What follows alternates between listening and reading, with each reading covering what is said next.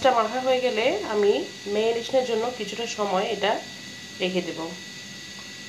তো এখন আমি মাছগুলো ভাজি করব। ভাজার জন্য আমি এখানে বেশ কিছুটা তেল নিয়ে নিচ্ছি। তো তেলটা গরম করব ভালো করে। এখানে আমি সরিষার তেল ব্যবহার করছি।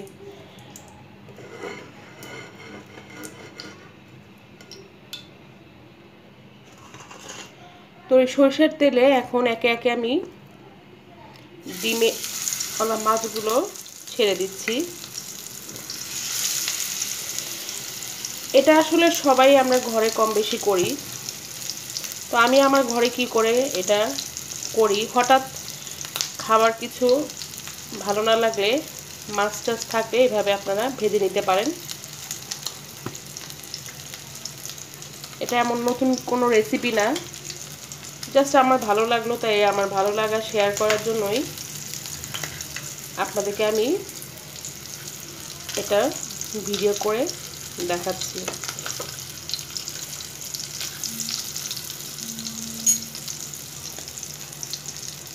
তো এখন যেহেতু ইলিশের মৌসুম, সবাই কম বেশি ইলিশের কোনো না কোনো রেসিপি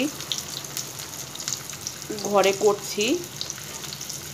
তো আজ আমি খুব সামান্য কয়েকটি উপকরণ দিয়ে ঘরোয়া পদ্ধতিতে ঘরে কি করে আমরা ইলিশ মাছ সরিষার তেলে ভেজে খেতে পারি সেটাই আপনাদেরকে শেয়ার করে দেখাচ্ছি।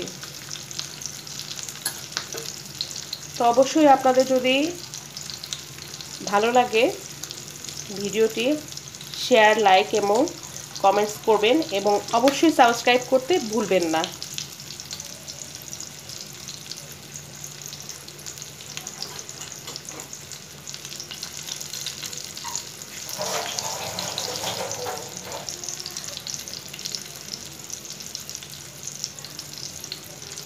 তো আমরা আস্তে আস্তে মাছটা একটু উল্টে নিই। এক পাশটা বেশ খানিকটা হয়েছে, আবারও উল্টে দিচ্ছি। একটু সাবধানে উল্টে দিতে হবে। আর আমি তেলটা একটু ইচ্ছে করে বেশি দিয়েছি। ইলিশ মাছের যে তেলটা থাকে ভাজার পরে, এই তেলটা দিয়েও ভাত খেতে অনেক মজা লাগে।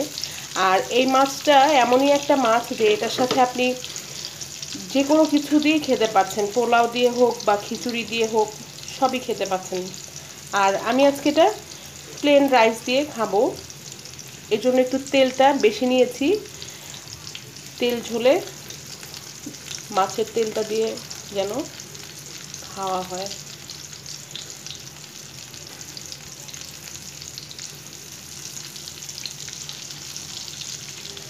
আর এটা একটু আস্তে আস্তে একটু সময় নিয়ে ভাজতে হবে। ভিতরটার একটু সফটি ভাব থাকবে আর উপরটা ক্রিস্পি হয়ে যাবে।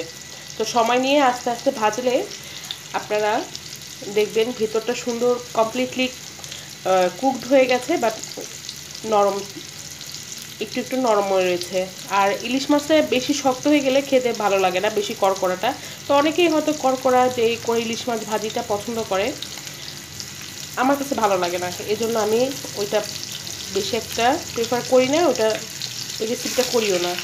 তো এটা আসলে যার যার পছন্দ অনুসারে সবাই এটা করতে পারে, যার যেভাবে পছন্দ।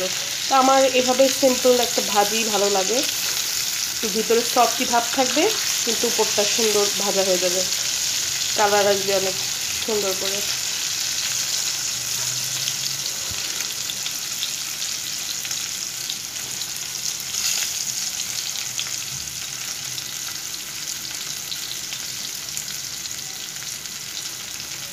তো বেশ কিছু সময় নিয়ে আমার পুরো প্রসেসটা করতে প্রায় 10 থেকে 15 মিনিট লেগেছে।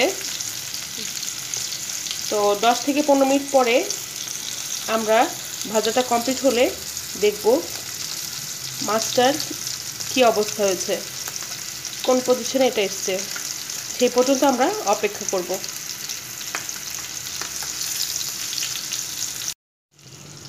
তো এখন দেখতে পাচ্ছেন মাছটা আমার বেশ কিছু সময় ধরে ভেজে নিয়েছি, কালারও চেঞ্জ হয়েছে।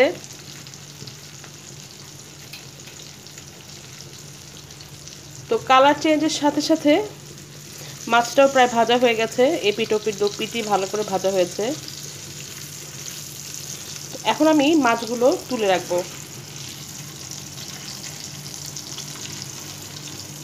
তুলে এই তেলেই কিছুটা পেঁয়াজ কুচি ভেজে নেব। তো আমি কিছুটা পেঁয়াজ কুচি আগে থেকে একটু হালকা হলুদ নুন মেখে রেখে দিয়েছিলাম। এখন এটা আমি তেলে দিয়ে নিচ্ছি।